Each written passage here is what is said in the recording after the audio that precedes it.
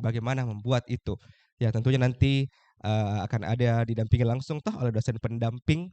Nah istilahnya itu kalau PKM itu bukan dosen pembimbing sebenarnya, dosen pendamping karena mereka nanti akan langsung dampingi kalian dari A sampai Z. Oke, jadi ini, saya kira ini. Oke, jadi hari ini kita sosialisasi sekaligus poin-poin apa sih sebenarnya yang harus ada pada saat kita buat program kreativitas mahasiswa.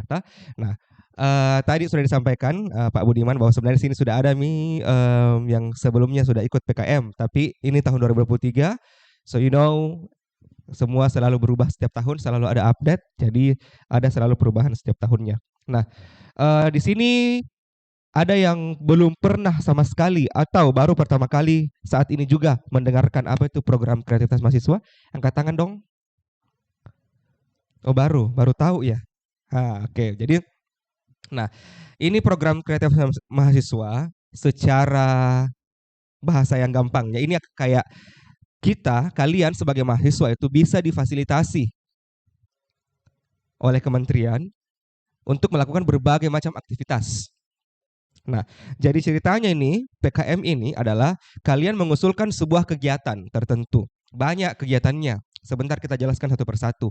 Ada penelitian, ada menjual-jual, ada bikin-bikin video, ada yang penyuluhan-penyuluhan, macam-macam.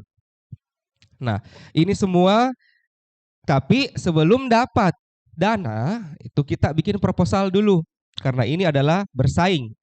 Nah, jadi tahun lalu itu, mungkin sudah banyak yang tahu itu Stiva itu nomor 1 di klasternya.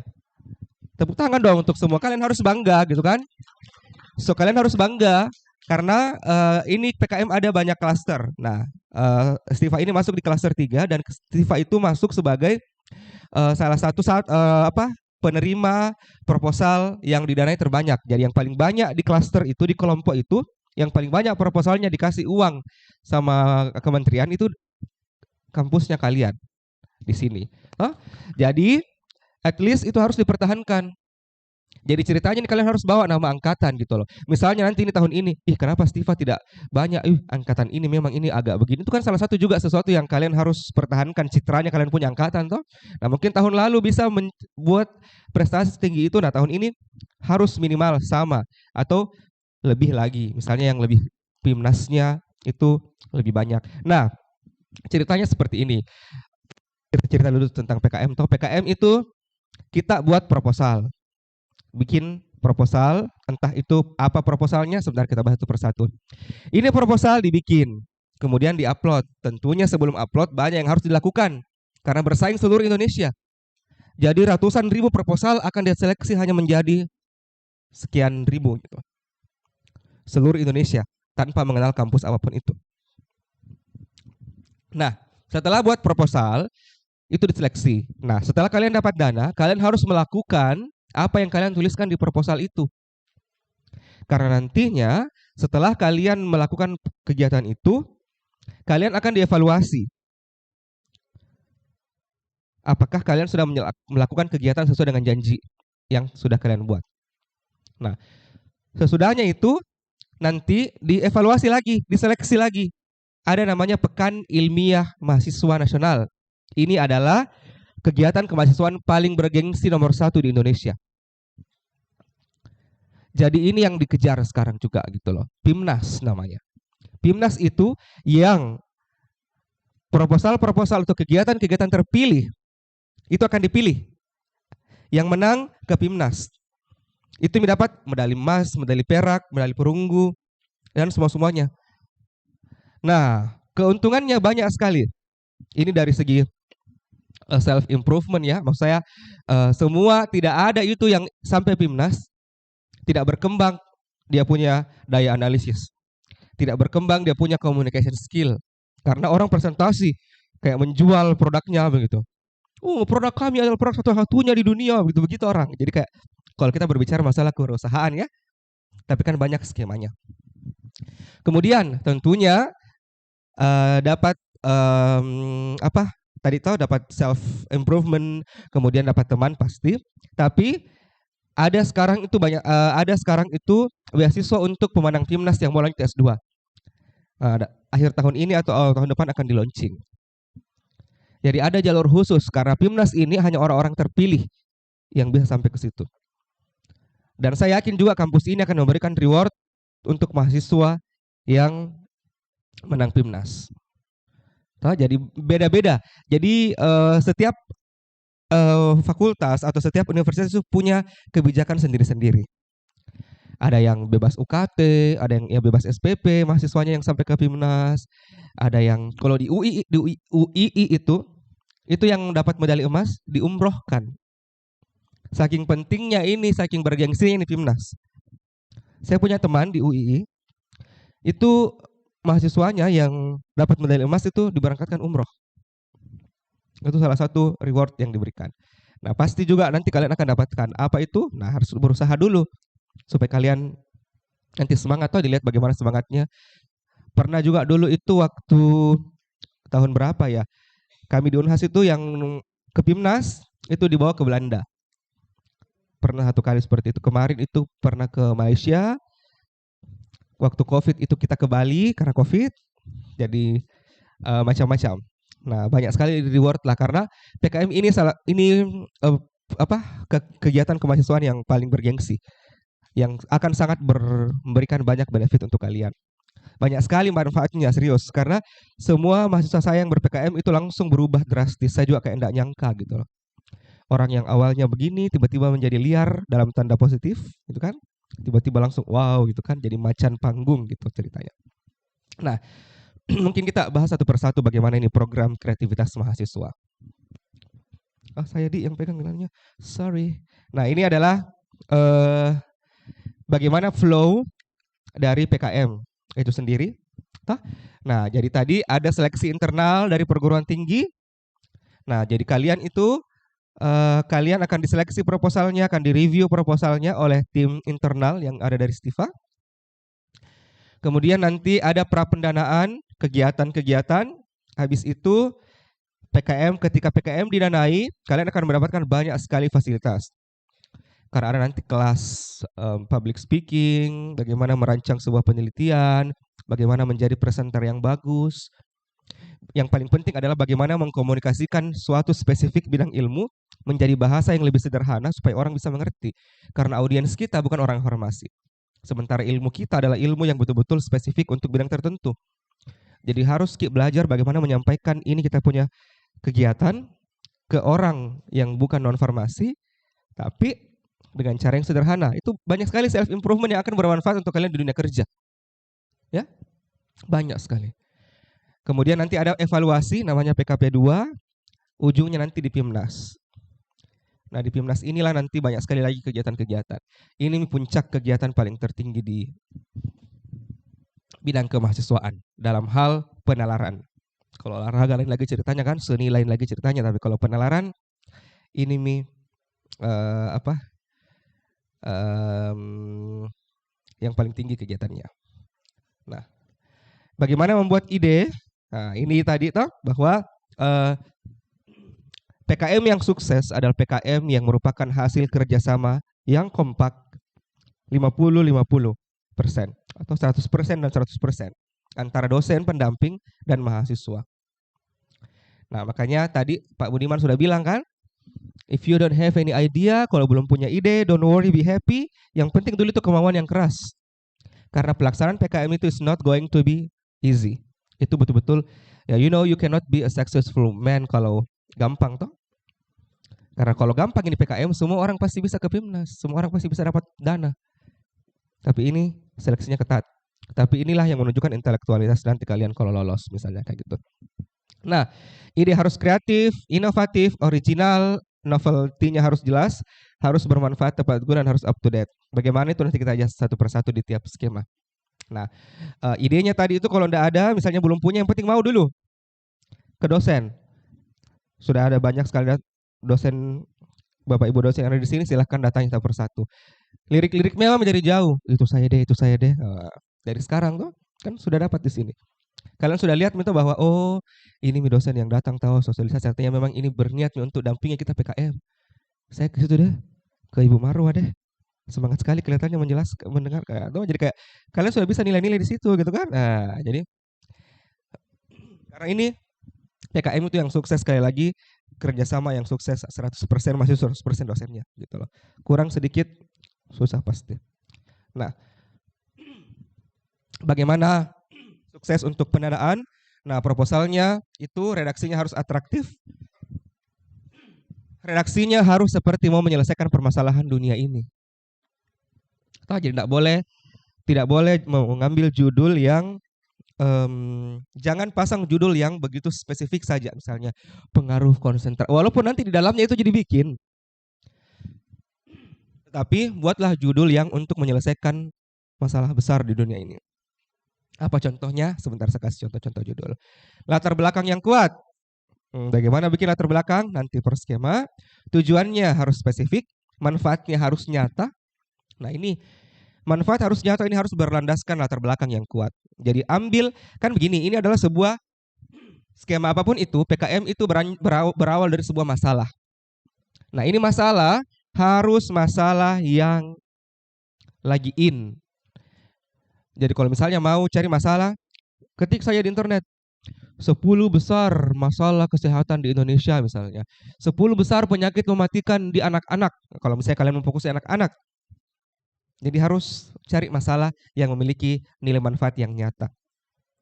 Kalau misalnya kalian mau menyelesaikan sebuah masalah yang ternyata 0,05% di Indonesia, oke, mungkin idenya bagus, tapi nilai manfaatnya mungkin nanti yang akan tidak lebih bagus dengan teman kalian atau saingan kalian yang mengangkat masalah misalnya HIV misalnya.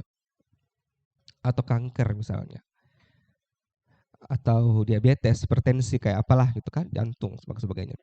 Kemudian sampaikan luaran, urgensi, ya sampaikan apa yang dijanjikan, metodenya harus holistik, RAB-nya yang komprehensif, pustakanya up to date. Nah ini Bapak Ibu dosen juga di sini, kalau periksa daftar pustaka, itu kalau saya 2020 paling lama. Jadi kalau cek daftar pustaka, kalau masih 2019 suruh ganti. Cari. Karena reviewer itu bedeng biasanya salah satu caranya cek itu kebaruan dia punya penelitian dan bukan daftar pustakanya, nah cek tahunnya. Oh 2020 juga atas. Baru biasa mulai membaca. Jadi seperti itu. Kemudian sistematika dan formatnya patuh 100%. Ini yang paling sering menjadi masalah. Di Unhas itu 40% Jikodong yang patuh format tahun kemarin. 60% gagal di format. Jadi, kenapa penting ini? Kalian tidak akan bisa menunjukkan kalian keren kalau formatnya gagal. Karena seleksi PKM itu 2 kali. Yang pertama adalah seleksi format, baru seleksi isi. Jadi biar isinya bagus, formatnya jelek, gagal. Nah, misalnya nih contoh. Kalau kalian buka Microsoft Word, pasti defaultnya itu hurufnya Calibri toh? Calibri. Nah, kalian kontrol A, ubah menjadi Times New Roman, halamannya kan tidak terkontrol A. Nah, halamannya lupa diubah, tetap Calibri, langsung tidak lulus. Sesimpel itu bisa. Karena begini, mereka harus ketat sekali untuk menyeleksi isi. Jadi betul-betul harus patuh 100%, bukan 99,99%. Ada salah sedikit, italik menjadi lurus, langsung salah. Misalnya huruf ini, tapi italik terus ini langsung ini orang tidak perhatikan format. Jadi harus seperti itu. Oke? Nah, ini adalah ini data yang kami dapatkan dari langsung Belmawa. Ini adalah penyebab utama kenapa proposal tidak lolos didanai. Jadi nanti kalian buat list ini, pastikan tidak ada tercentang di situ. Kalau ada tercentang di situ, itu tidak lulus pasti. Satu saja di sini tercentang, tidak lulus. Jadi yang pertama ketidaksesuaian format, pasti. Kemudian tidak ada unsur kreativitas, idenya biasa saja. Bagaimana tuh ide-ide yang biasa dan luar biasa nanti per skim. Rumusan masalahnya lemah dan tidak tajam. Nah, buat rumusan masalah yang kuat, mantap, keren, dan betul-betul jelas masalahnya. Masalahnya tadi itu adalah masalah yang betul-betul menjadi sebuah polemik di Indonesia. Gitu kan? Kemudian permasalahannya kurang relevan. Nah, ini juga harus jelas. Jadi riset eksakta harus sesuai dengan bidang ilmu. Jadi apa maksudnya ini sebentar nanti ada alunya masing-masing. Tidak realistis dengan dana yang diajukan, hati-hati. Kadang-kadang itu biasa ada yang pakai proyek dosen atau bagian dari proyek dosen jadi disisipkan kebersamaan, itu tidak boleh.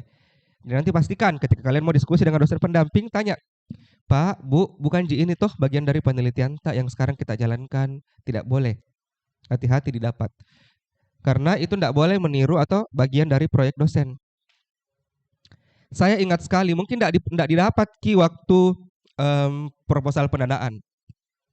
Enggak langsung didapat, tapi saya ingat sekali waktu itu di room saya, di rumah mahasiswa saya, di rumah mahasiswaku, mahasiswa yang saya dampingi, itu pas PKP 2 ternyata ketahuan bahwa ini mahasiswa, proyeknya dosennya, proyek sampingannya dosennya ambil, ketahuan pada saat PKP 2. Kenapa? Karena pada saat ini juri-juri kan itu pada saat PKP 2 dia pasti browsing-browsing.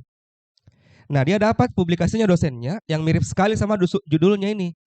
Mahasiswa. Sudah, tidak dilanjutkan diskusi, masih ada waktu sekitar 5 menit. Langsung kali 0. Langsung gagal.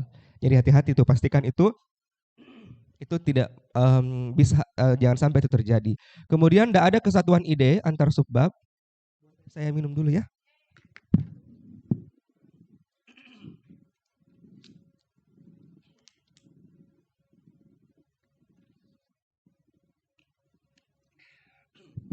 Cek. Lebih bagus nih, sudah minum. Oke, tidak ada kesatuan ide antar subbab. Ini deh, nah, kalau menulis begini. Duduk tenang. Lihat kalimat terakhir dari sebuah paragraf harus menjadi jembatan di paragraf selanjutnya. Kalau kalian baca kalimat terakhirnya dari paragraf 1-mu, kalau tidak ada hubungannya sama paragraf 2, salah berarti itu. Itu rasa-rasai. Dan itu susah contohnya, tapi ada sesuatu case baru kita bisa lihat. Jadi pastikan itu. Jadi kalian misalnya satu tim 3-5 orang toh, baca aja proposalmu. Harus ada ini dibagi baik-baik tugasnya. Ada orang yang cek itu. Ada satu orang yang mencek. Jadi baca semua kalimat terakhirnya, semua paragrafmu. Kalau bukan itu jembatannya ke paragraf lain, artinya kalimat paragrafmu tidak koheren, tidak mengalir dengan indah. Itulah. Nah, itu yang penting. Kemudian teknik penulisan salah pasti, pustaka tidak relevan atau kurang mutakhir. Nah, ini juga yang harus diperhatikan. Bahwa pustaka harus selalu dibilang 5 tahun terakhir, tapi kalau saya kasih tahu 2 tahun terakhir. Jadi saya minimal 2020 pustakanya. Salah bidang PKM, nah ini sebentar kita bahas satu persatu. Metode tidak dirinci dengan baik. Metode kerja harus rinci. Kemudian gagal upload. Ya iyalah ya, tidak mungkin didanai kalau gagal upload.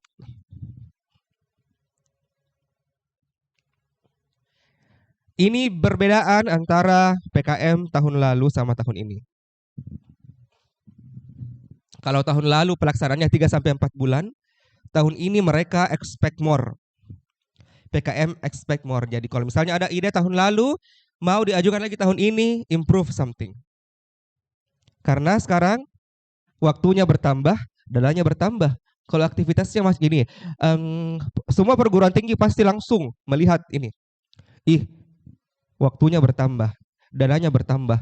Jadi apa yang selama ini sudah dikerjakan dalam waktu 3 bulan, tidak boleh begitu lagi kegiatannya. Harus lebih. Karena kalau kita ikuti strategi kita dari tahun sebelumnya yang masih 3 bulan, nah kalah perguruan tinggi lain. Jadi mungkin kalau ada proposal tahun lalu, tahun ini mungkin ditambahi 2 atau 3 metode tambahan yang kira-kira bisa dikerjakan dalam waktu 2 bulan ke depan misalnya. Jadi harus pikirkan itu. Nah, kemudian dananya juga bertambah dari maksimal 7 juta menjadi maksimal 10 juta. Kemudian ini juga yang penting, dana pendamping dari perguruan tinggi harus ada ini. Dan diminta buktinya biasa itu pas PIMNAS.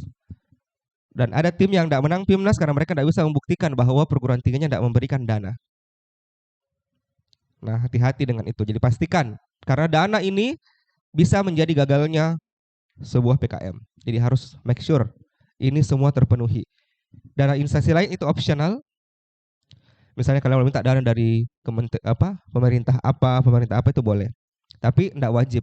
Yang wajib itu adalah 1 dan 2. Kemudian luarannya itu adalah laporan kemajuan pasti. Laporan akhir pasti, produk PKM pasti, produknya berbeda-beda.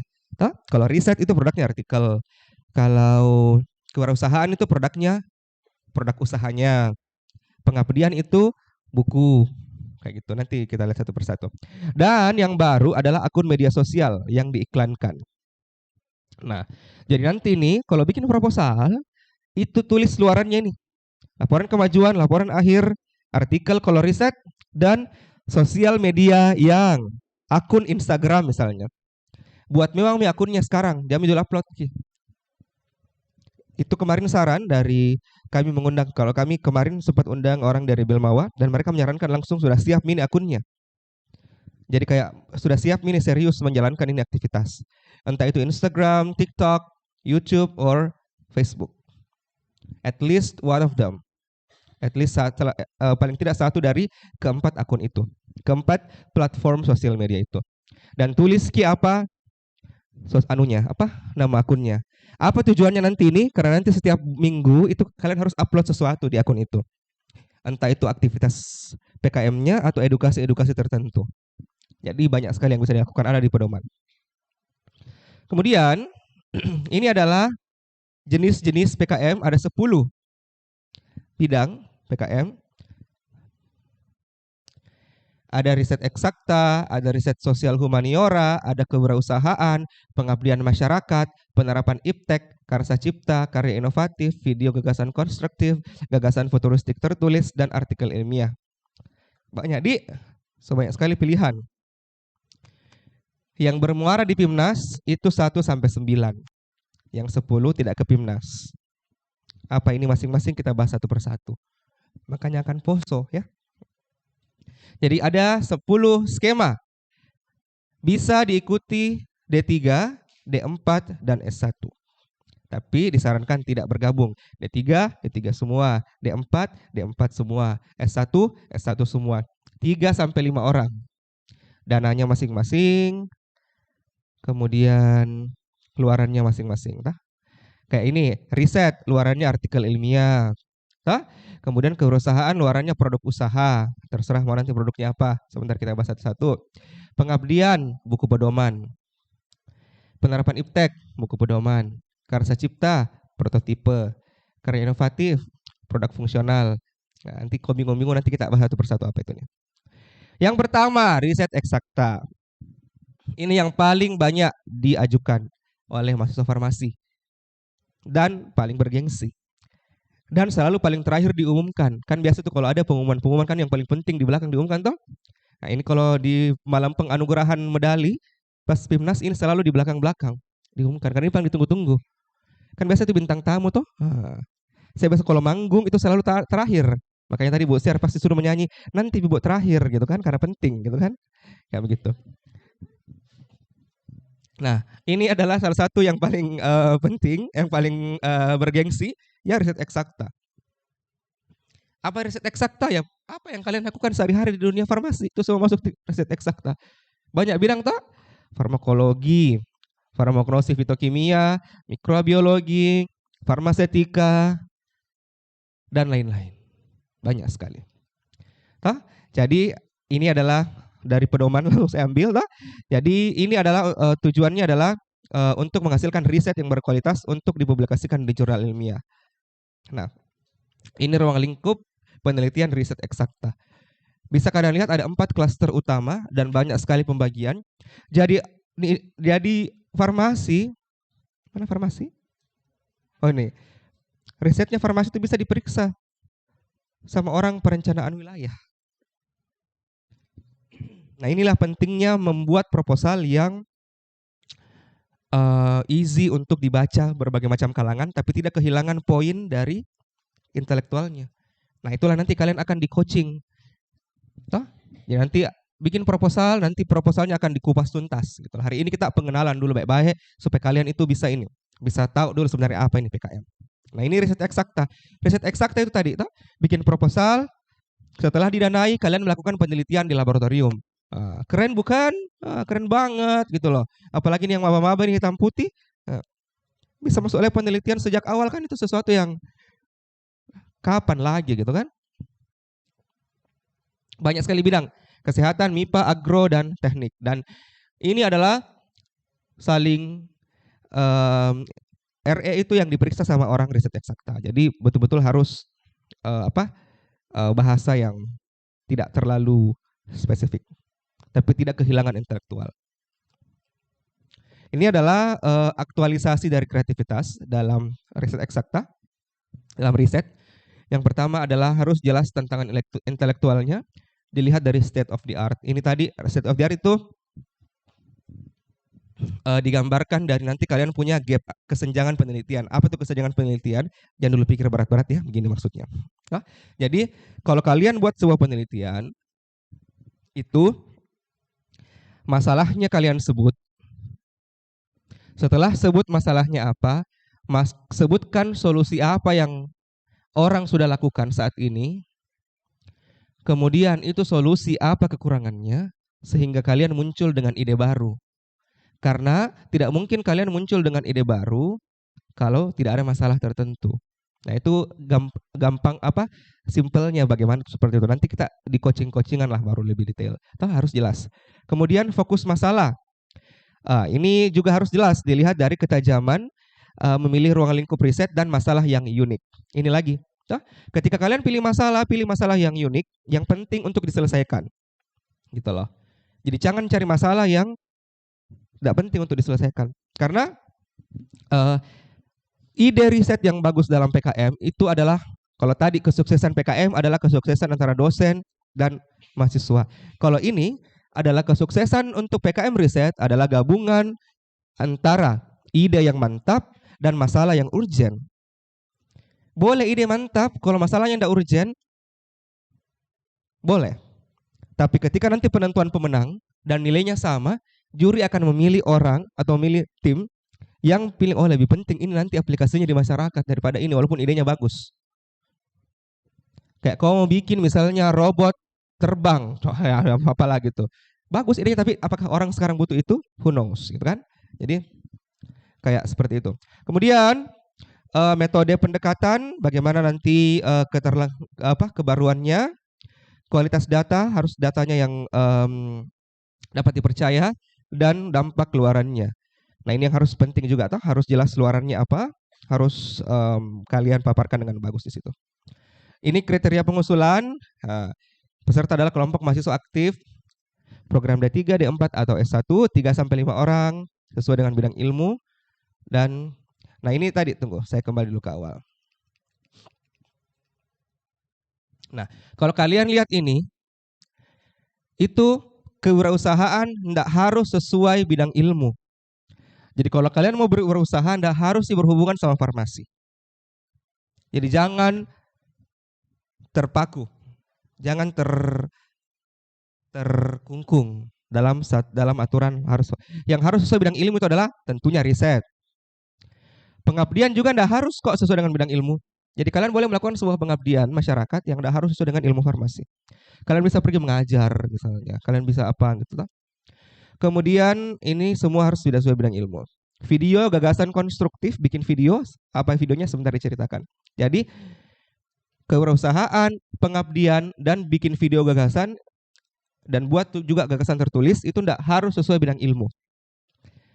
Nah jadi di sini kalau misalnya ada yang ternyata punya kemampuan lain di luar farmasi misalnya, disinilah saatnya kalian untuk mengaktualisasikan dirimu di PKM ini. Oke. Lanjut ke ini, sistematika penulisan proposal. Didahului dengan pendahuluan. Nah, ini pendahuluan harus jelas. Pendahuluan harus jelas apa alasan penelitian itu kamu mau lakukan. Kemudian apa sih penelitian yang sebelumnya sudah dilakukan sama orang-orang. Ini yang tadi saya bilang, tak? Kemudian kesenjangan apa yang terjadi. Tak? Jadi apa yang menjadi kekurangan pada penelitian sebelumnya yang mau ditutupi. Kalau tidak ada itu di proposalmu, cari. Harus ada itu. Harusnya. Kemudian berisi tinjauan pustaka. Nah ini menguraikan temuan lain atau teori-teori terkait. Kemudian ada metode riset. Metode riset itu harus jelas alat dan bahan, variabel, tahapan, dan sebagainya. Nah, harus jelas apa sih variabel bebasnya, apa variabel kontrolnya, apa variabel terikatnya. Jadi harus jelas di situ apa, karena ini riset. Ini tadi biaya, nah, biaya itu sudah ada. Jadi kalau dibilang maksimal 60%, maksimal 60%. Nah, ini yang tidak boleh dibeli. Ini yang harus kalian ini. Ini tidak boleh yang dilakukan. Toh, jadi tidak boleh beri honor. Tidak boleh memberikan honor. Tidak boleh beli konsumsi untuk dosen, untuk narasumber, untuk tim, dan sebagainya. Tidak boleh menyewa komputer. Tidak boleh sewa ruangan. Tidak boleh beli alat lebih dari 1 juta. Ya inilah. Tidak boleh beli flash disk. Tidak boleh beli kuota lebih dari 100.000 per bulan. Boleh beli program. Tapi license-nya, boleh sewa license tapi tidak boleh lebih dari 6 bulan. Bagi yang mau nanti mungkin video-video nanti. Kemudian tidak boleh penyusunan untuk yang hard copy, kecuali perguruan tingginya mewajibkan hard copy. Ini jadwal kegiatan sistematika ini tidak usah kita bahas lebih ini. Nah, ini harus juga jelas. Ini jadwal kegiatan harus rinci ya, harus rinci. Kemudian ini harus jelas nanti bahwa semua anggota tim itu punya bidang ilmu yang sesuai dengan apa yang mau dibikin misalnya. Kemudian ini contoh ya. Nah, ini contoh dari RE, dari ruang pertama. Nah, ini mahasiswa dampingan saya. Nah, ini kita kemarin buat pengobatan terbaru untuk diabetes mellitus tipe 2. Nah, jadi selain kita melombakan hasil riset, kita juga melombakan posternya. Jadi poster-poster alay kodong yang begini kasihan. Dapat juga medali kasihan posternya. Alhamdulillah. Nah, jadi alhamdulillah kemarin kami dapat presentasi dan juga ini. Di PIMNAS itu 1 medali presentasi setara dengan 5 medali poster. Jadi nilai presentasi itu 5 kali lebih tinggi daripada nilai poster. Jadi memang karena poster kan belum tentu yang tim yang desain. Semua perguruan tinggi yang besar-besar itu ada desainernya khusus untuk ini, bukan mahasiswanya yang desain. Itu bukan dosennya yang desain, tapi itu desainernya duduk di sampingnya mahasiswa. Saya mau ada gambar-gambar ini, pusing desainer mencari gambar apa itu. Nah, alhamdulillah terrealisasikan dia apa yang mau dibuat, gitu kan? Ini yang juara 2. Nah, jadi mereka membuat nanopartikel kitosan untuk sel kanker payudara. Untuk tapak darah. Tapak darah kan well known banget nih kan untuk anti cancer. Mereka juara 2 untuk presentasi. Posternya tidak dapat juara. Ini yang juara 3 dari ruangan mahasiswa saya waktu itu. Juara 3 dari ITB.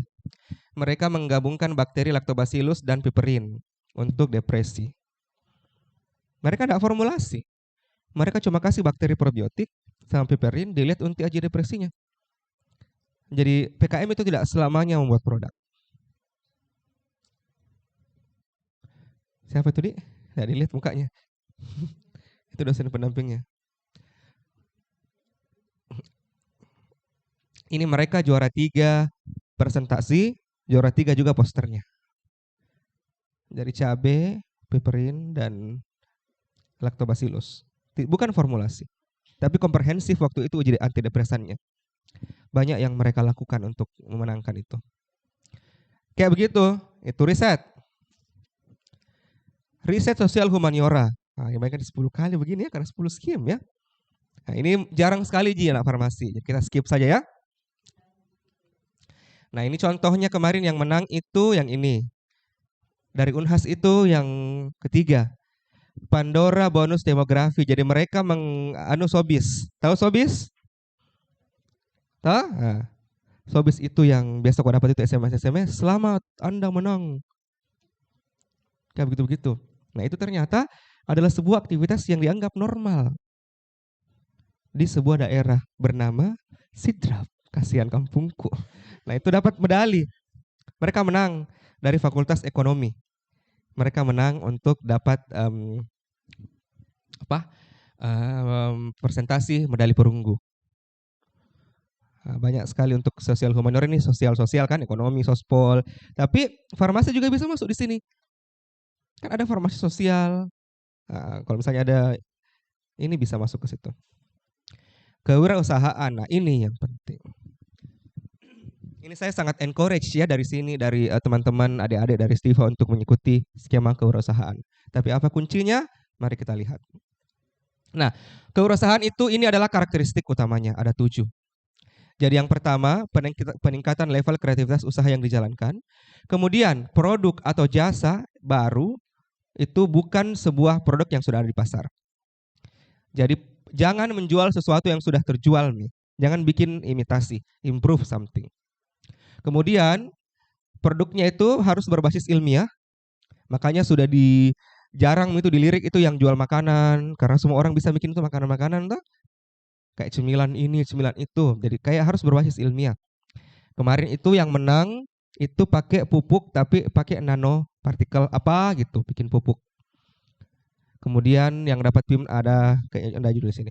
Ada juga kalau dari Farmasi Unhas kemarin yang ke Pimnas itu mereka menjual makanan tikus untuk membuat tikus menjadi obesitas. Jadi pakan tikus untuk membuat tikus menjadi menderita sindrom metabolik kayak begitu. Nah, ini jangan terjebak pada penjualan, tapi lebih ditekankan pada aspek bisnis yang prospektif dan berkelanjutan. Nah, kunci dari lolosnya PKM kewirausahaan itu ada survei pasar. Survei pasar. Nah, kemarin semua anak-anak yang lolos pendanaan dan sampai ke Pimnas, mereka tuh ada hasil surveinya. Betul-betul survei ke pasar. Jadi kemarin UNAS itu ada 3 kewirausahaan. Yang pertama dari kedokteran gigi, mereka buat mouthwash lembaran kayak film begitu, terus dikasih air, kumur-kumur, selesai begitu. Kemudian yang kedua tadi pakan ternak, pakan tikus. Kemudian yang ketiga adalah apa tadi? Pupuk dari pertanian. Nah, itu mereka melakukan survei. Dan mereka bertanya ke tempat surveinya. Misalnya yang lembaran tadi, lembaran mulut, lembaran apa? Mouthwash. Itu mereka melakukan survei. Jadi pas di latar belakang telah ini jelas survei pasarnya itu ada. Misalnya 30 dari 50 pemuda berusia sekian sampai sekian di Kota Makassar ternyata tertarik menggunakan mouthwash dalam bentuk lembaran. Jadi itu survei itu harus ada.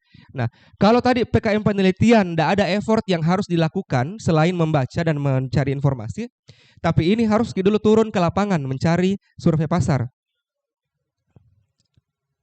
Jadi misalnya tadi kalau misalnya si yang dari farmasi itu mereka melakukan survei ke laboratorium.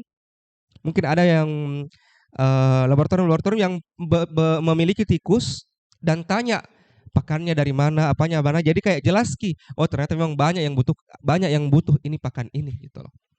Dan itu tidak boleh dari berita-berita, harus survei yang dilakukan oleh mahasiswa sendiri. Misalnya yang petani, mereka melakukan survei ke petani, bilang apa masalahnya pupuk tak butuh pupuk baru. Iya butuh Kak. Itu ada surveinya. Nah, itu kewirausahaan harus ada itu. Tidak boleh langsung menjual tanpa ini. Karena di pendahuluan harus dijelaskan itu. Sebentar kita jelaskan. Kemudian prediksi level luasnya, produknya harus unik dan solutif terhadap permasalahan. Karena tetap harus ada masalahnya juga itu, masalah yang saat ini. Kalau kayak tadi, yang misalnya farmasi tadi, yang jual pakan tikus untuk obesitas. Apa masalahnya? Masalahnya obesitas. Masalah obesitas dan sindrom metabolik menjadi masalah ini begini-begini. Kemudian masalah keduanya adalah tidak ada pakan saat ini yang khusus ditujukan untuk buat tikus menjadi itu sindrom metabolik dan obesitas. Sementara kalau kita mau temukan obat baru harus gitu pakai tikus. Nah, jadi mereka jual itu produk untuk mendukung penemuan obat anti obesitas. Jadi seperti itu. Paham ya maksudnya ya? Jadi harus buat apa? Harus dulu melakukan sebuah survei pasar. Kok ini suaraku jadi gemetar-gemetar ya? Nah, ini sistematikanya ada di ada di pedoman halaman berapa, ukuran berapa, ini harus dilakukan. Ini yang paling penting. Semua itu PKM harus penting sekali tuh dia punya latar belakang. Nah, kalau perusahaan itu, nah pastilah kan alasan usaha, apakah komoditas itu berdasarkan atas hasil riset pasar atau inisiatif sendiri. Nah, lebih tinggi nanti alasannya, kemungkinannya lulus kalau sudah ada hasil riset di pasar. Jadi kemarin itu mereka survei-survei saja apa target tak begitu dan kasih kuesioner. Dan tulis di pendahuluan. Sekian dari sekian begini. Dan bandingkan produkmu atau ungkapkan produk yang ingin kalian kembangkan dengan produk yang sudah ada di pasaran. Nah, begitu. Jadi harus ada perbandingan antara apa sih produk yang sudah ada di pasar selama ini dan apa kekurangannya itu produk sehingga kamu mau beli.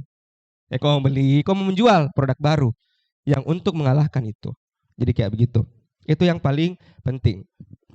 Kemudian harus juga jelas karakteristik calon konsumenmu berdasarkan hasil survei. Nah, kayak misalnya tadi itu sekian laboratorium farmasi di Makassar ternyata belum punya suplai khusus untuk sindrom metabolik, kayak gitu-gitu kayak gitulah. Ya, paham ya? Jadi harus jelas survei pasarnya, harus jelas apa targetnya. Dan kalau di PKMK ini sudah harus ada desain produknya, ukurannya sudah harus ada di proposal. Dikasih masuk. Produk yang ingin dijual akan berukuran sekian kali sekian, yang akan dikemas dengan wadah ini, plastik dengan desain bagaimana. Jadi harus sudah ada desainnya. Nah, jadi yang suka desain silahkan ini. Nah, ini menjual. Jadi pada saat nanti kalian terima dana, itu langsung buat produknya, langsung dijual. Dan yang paling penting, tidak boleh ada penelitian di sini. Tidak boleh ada penelitian dan pengujian di sini. Tidak boleh. Jadi ini kegiatannya cuma membuat dan menjual. Kalau ada menguji jangan masukkan di proposalmu. Kalau kayak misalnya sudah mau bikin terus kau mau uji betulan jika itu jangan dimasukkan di kegiatan karena langsung gagal. Tidak boleh, haram hukumnya ada penelitian di sini. Ini hanya membuat, menjual, hitung keuntungan, begitu terus dibikin selama 5 bulan. Nah, nanti pada saat evaluasi itu orang biasa lomba-lomba untung. Nah, kemarin pas di Pimnas itu yang paling sedikit keuntungannya itu 10 juta rupiah. Ada yang sampai 40 juta keuntungannya ternyata gitu loh. Mereka ada yang, dan ini tuh bisa produk, bisa jasa. Kemarin ada yang di Pimnas itu di room berapa saya lupa, mereka make up artist. Jasa make up artist gitu. Nah, ini luarannya, laporan kemajuan, laporan akhir, produk usaha. Nah, tergantung produknya apa. Ini harus dijelaskan gambaran umum usaha, potensinya bagaimana, analisis ekonominya dan cash flow-nya ke depannya selama 2 tahun ini bagaimana, ini usaha bagaimana. Ini ekonomis sekali sebenarnya. Ini metode pelaksanaan seperti biasa Jito, jadi melaksanakan bagaimana buat produk dan bagaimana menjualnya. Nah, biasa kayak anak-anak itu tulis produknya menjual di Shopee, di Instagram, jual apa, nah endorse kemana-mana, jadi kayak gitu-gituan. Nah, ini contoh judul PKM kewirausahaan yang mendapatkan medali. Nah, Unhas itu yang mana Unhas? Ini PKMK 3 kelas ketiga, silina, pupuk silika, limbah sekam padi dan kotoran ternak sebagai tapi silikanya dia buat nano silika. Kayak begitu. Nah, bisa kalian lihat judul-judulnya toh? Nah, jadi mereka buat ini untuk platform digital untuk potensi komersialisasi produk kerajinan Bali. Ampas tahu untuk pelet, kepiting, dan lain-lain. Nah, ini adalah salah satu contoh dari ini yang juga lucu itu hari sendok edible. Jadi sendoknya untuk bayi tapi ternyata bisa dimakan. Waktu itu. Dan lain-lainnya. Bisa dilihat ini yang juara 1 yang kalah Unhas itu hari itu dry bath. Mandi tanpa air. Jadi kayak gitu. Jadi mereka bikin, kan biasa di dry sampo toh, ini dry sabun. Dan banyak yang beli loh. Itu yang penting sebenarnya. Pengabdian masyarakat. Ini yang penting juga yang menurut saya bisa dikerja di sini. Itu pengabdian masyarakat. Ini adalah karakteristiknya. Nah, ketepatan solusi yang ditawarkan dengan permasalahan mitra. Jadi ini pengabdian masyarakat juga ini harus ada kegiatan kita sebelumnya. Jadi mungkin beda sama kalau kita bikin biasa proposal pengabdian itu bagaimana, itu beda kalau PKM. Kalau PKM itu harus ada wawancara dengan mitra. Pergi wawancara ke mitra, datang. Dan ini mitranya harus mitra non-profit. Bukan mitra yang profit untuk kayak ini pemerintah, kayak SD atau perusahaan lembaga-lembaga swadaya tertentu dan sebagainya. Nah ini harus datang dulu ke mitra. Tanya mitra apa masalahnya selama ini. Apa masalahnya mitra selama ini? Ada Raji. Ada air hangat. Oh, makasih. Kebutuhan. Ini masalah mitra ini tuh apa masalah? Jadi ini toh, kalau tadi riset enggak ada mau dibikin sebelumnya, karena memang itu riset itu pelaksanaan yang ribet. Kalau keresahan itu sama pengabdian, pelaksanaannya tidak seribet riset. Karena buat jual, untung rugi, selesai. Kalau pengabdian itu datang dulu ke masyarakat atau ke kelompok masyarakat tertentu, didatangi, tanya apa masalahnya. Dan itu kita mau selesaikan masalah itu.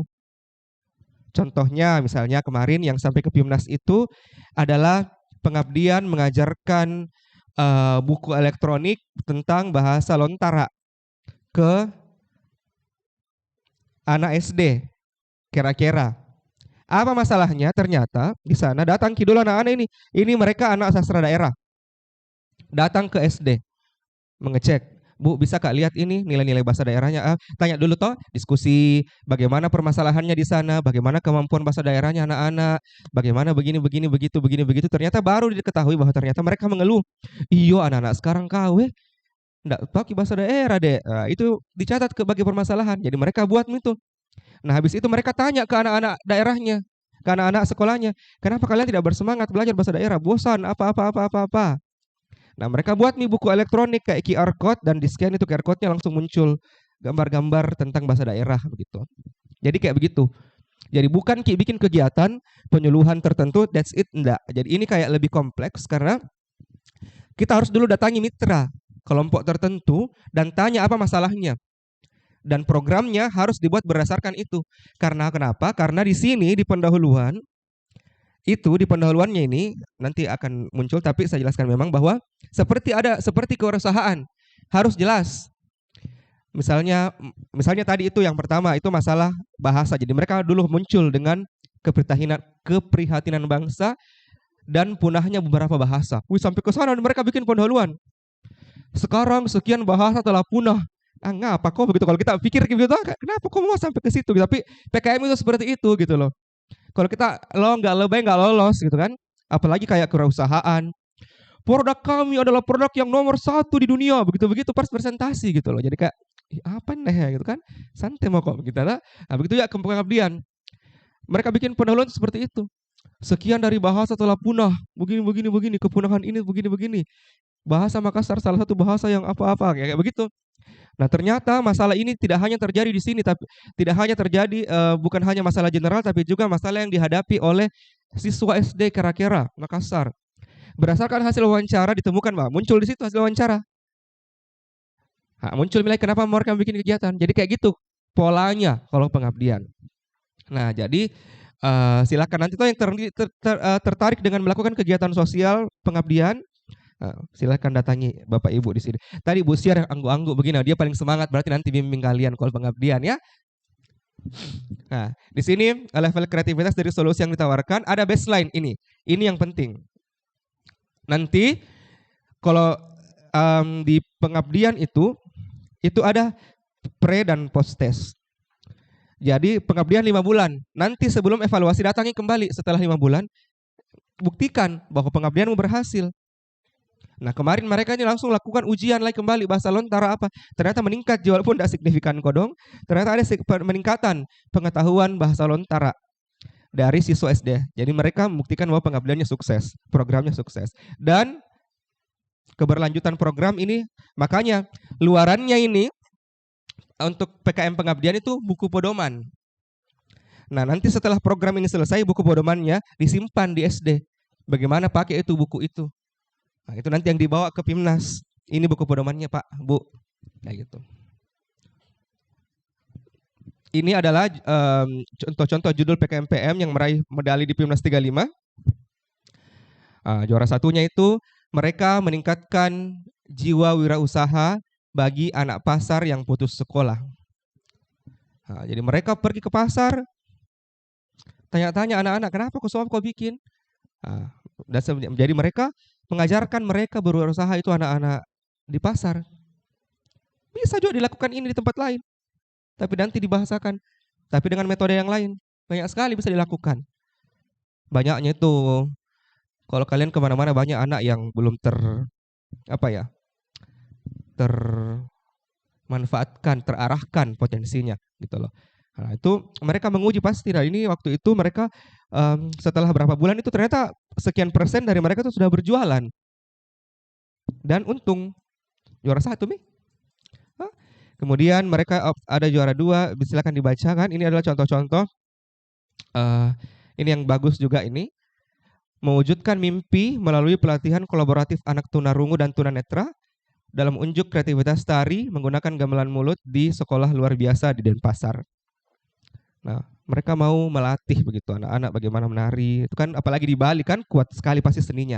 Nah, mereka ambil poin di situ. Nah, kegiatan-kegiatan seperti ini, tapi sekali lagi untuk pengabdian itu kuncinya adalah masalah itu memang harus masalahnya itu mitra dan harus terbuktikan. Kenapa? Karena di pendahuluan itu di sini pada bab ini dituliskan identitas mitra. Masalahnya apa? Kemudian tim PKMPM itu berinteraksi dulu dengan dan berkomunikasi dulu dengan mitra dan mendokumentasikannya. Jadi nanti kalau bikin proposal ini sudah harus ada bukti bahwa kalian sudah pernah pergi ke mitra. Dan dokumentasikan bahwa itu di masalahnya itu adalah masalahnya memang di sana. Kayak begitu. Nah, habis itu lanjutkan dengan menyampaikan latar belakang dan yang paling penting ini, aspek mana nanti dari kegiatannya kalian yang mampu meningkatkan kemampuan mitra program. Nah, kayak tadi kan, misal contohnya tadi itu yang di bagian QR code tadi itu buku digital. Nah, itu apa kira-kira yang bisa dia tingkatkan? Luarannya sama sebelumnya, laporan kemajuan, laporan akhir, buku pedoman mitra, dan akun sosial media. Ini harus bab 2. Bab 2 itu beda tadi yang sebelumnya. Kalau yang tadi itu teori-teori. Kalau ini itu bagaimana gambarannya, bagaimana profilnya itu mitramu. Di mana kalian mau pengabdian, uraikan profilnya itu. Bagaimana kondisinya, potensi wilayah, sosial ekonomi, dan sebagainya. Nah, ini metode pelaksanaannya, tetapkan apa baseline-nya, kemudian apa yang kalian lakukan, silakan nanti dibaca di pedoman. Kegiatan pengabdian masyarakat itu maksimal 100 km. Dan harus lampirkan nanti peta, Google Map-nya, lokasinya nanti Stiva dengan area pengabdianmu. Harus dilampirkan nanti di proposal. Penerapan IPTEX. Aduh, ini penerapan IPTEX mirip dengan pengabdian. Tapi mitranya profit. Kalau tadi mitra non-profit, kalau ini mitranya profit. Misalnya perusahaan apa? Perusahaan A, produksi tablet apa? Ternyata dia tidak puas dengan itu mesinnya bagaimana? Kita datang di situ. Memberikan IPTEX untuk perbaikan mesinnya lebih bagus. Supaya meningkatkan kualitas penjualan produknya mereka. Misalnya, kayak begitu. Ini teknologi, ini biasanya anak-anak teknik. Kolaborasi dengan teknik karena meningkatkan sebuah teknologi kayak begitu. Ini sama persis. Mitranya siapa, alamatnya, lokasinya. Jadi tetap juga ini wawancara dengan mitra semuanya, tapi mitranya ini profit. Menjual, ada keuntungannya.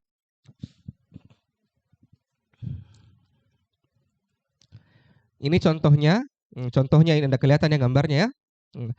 Contohnya ini mereka membantu petani tomat cherry untuk meningkatkan kualitas tomatnya. supaya lebih terjual kayak begitu. Ini itu apa? Apalagi nih saya lupa. Kolang kaling kayaknya nih. Ini mesin kolang kaling. Jadi naik sepeda tapi kolang kalingnya bagaimana begitu. Bikin kolang kaling. Jadi kayak perusahaan. Jadi tidak hanya perusahaan besar, tapi bisa industri rumah tangga, bisa UMKM. Tapi betul-betul ada usahanya, itu harus ada kelompoknya jelas. Ada izin usahanya, ada apa kayak gitu. Bisa begitu. Jadi mungkin ada di sini bisa tetangga tak tahu apa perusahaan apa bikin teknologi sederhana untuk itu boleh. Ini mesin pemotong kacang otomatis. Untuk penjual-jual kacang.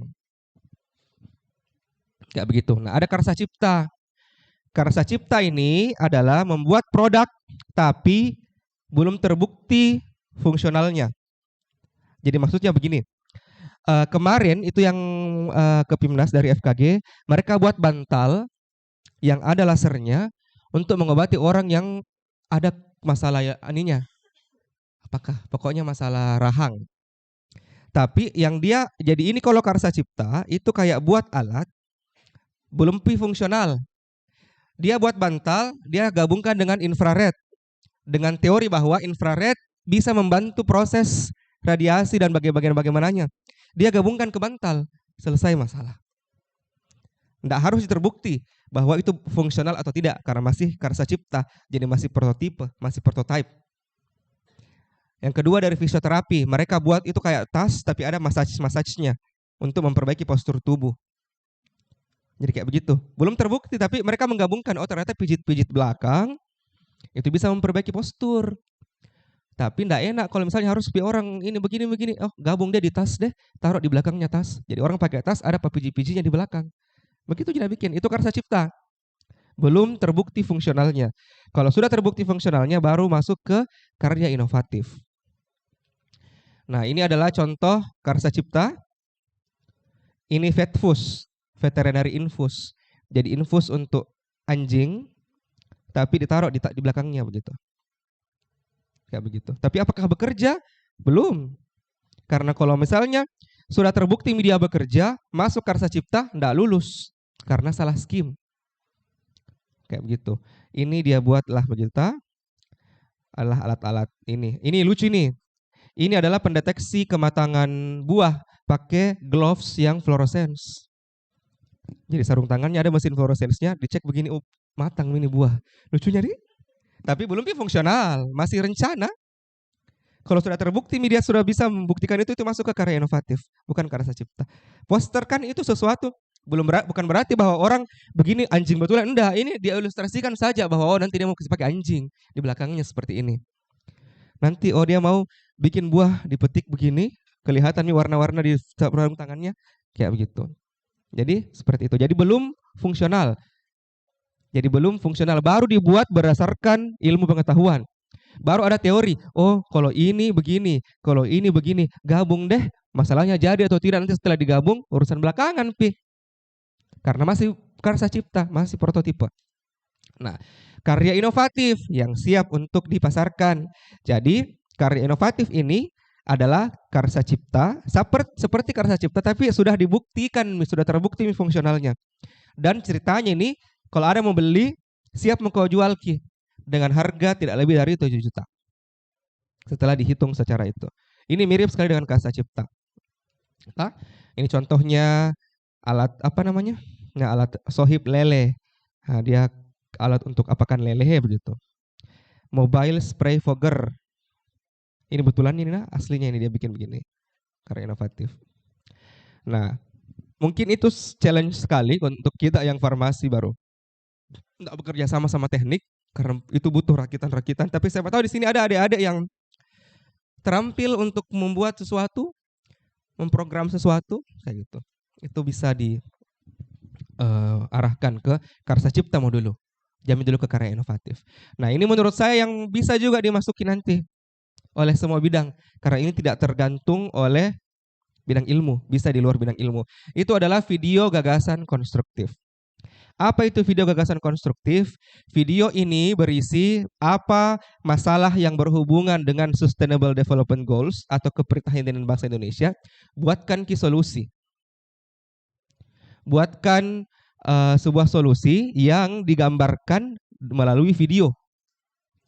Nah, contohnya ini gamelan, inovasi ruang pertunjukan dan pendidikan industri berbasis virtual. Jadi dia bikin ruang pertunjukan, buang pendidikan tapi virtual Ki. Tentang gamelan. Nah, kalau kalian mau lihat ini contohnya, karena ini luarannya yang didanai, itu harus diupload di YouTube. Kalian buka YouTube, ketik PKM VGK, muncul semua contoh-contoh video di situ. Itu kayak buat video, dan tidak harus di video nyata. Bisa sebuah animasi 3D ataupun 2D yang menggambarkan bagaimana ini solusi. Kayak ada kemarin itu kalau tidak salah ada sekolah yang pegawai-pegawainya itu robot, gurunya yang bukan robot. Nah, ini kalau VGK ini adalah sebuah masalah, sebuah kegiatan atau ide yang dilakukan untuk 20-30 tahun ke depan. Jadi kayak menghayal kira-kira 20 tahun ini Indonesia jadi apa kayak begitu. Mau jadi Doraemon, kamu apa terserah. Tapi harus berbasis intelektual. Nah, ini harus seperti itu. Dan ini seperti ini kan proposal belum jadi videonya. Ini seperti dibikinkan Kisin. Jadi kalau kalian lihat ini ada skenario konten. Skenario konten itu berisi prosedur merancang konten dan skenarionya nanti di YouTube dan harus ada alur cerita. Jadi dijelaskan pada menit ke-1 video akan menceritakan mengenai seorang ayah yang begini-begini, kemudian anaknya datang ke begini-begini. Jadi kayak video menit-menit pertama kan masalah dulu. Nah, masuk di menit ke-3 seorang kelompok ilmuwan berkesepakat untuk membangun sekolah yang begini-begini. Mereka bekerja sama dengan ini jadi cerita seperti buku cerita. Selama lupa berapa menit. Nah, itu kalau VGK. VGK itu bikin video yang untuk menyelesaikan masalah, tapi dalam bentuk video. Videonya itu bukan edit video, bukan kayak videonya kok bikin acting, bukan. Bisa untuk pendahuluan boleh. Tapi nanti untuk rilis apa idemu di situ, itu harus digambarkan dengan video. Nah, makanya kalau kalian lihat itu di YouTube, muncul itu contoh-contoh animasi-animasi, gedung-gedung tinggi, apa. Nah, itu yang mereka mau buat, gitu kan. Nah, mirip dengan gagasan futuristik tertulis, tapi ini ditulis saja dalam bentuk tulisan, bukan video. Nah, ini tadi yang saya bilang, dia menghayal atau dia Star City, konsep kota bawah laut. Dia mau bikin kota di bawah laut. Berbasis kemandirian energi, pangan, dan berketahanan dalam mewujudkan kawasan perkotaan yang berkelanjutan. Bagaimana kira-kira itu berkelanjutan kalau di bawah laut kotanya, kesian deh. Nah, itu pasti jelas alasannya. Mungkin dia bilang, oh dunia ini sudah mana, bagaimana gitulah. Nah, ini sesuatu yang yang penting di sini adalah bersifat visioner dan futuristik dan memerlukan solusi durasi yang panjang.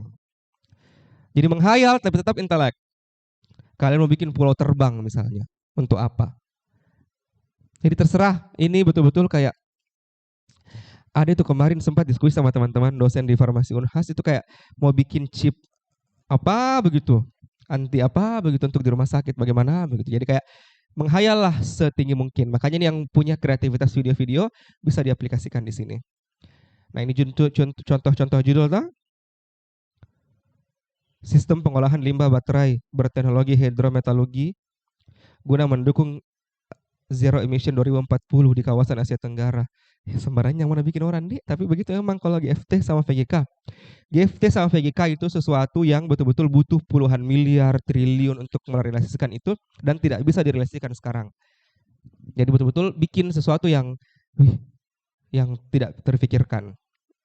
Nah, ini merupakan pemikiran dari masalah aktual yang skala besar dan tentunya topiknya tidak dapat diselesaikan dengan pendanaan.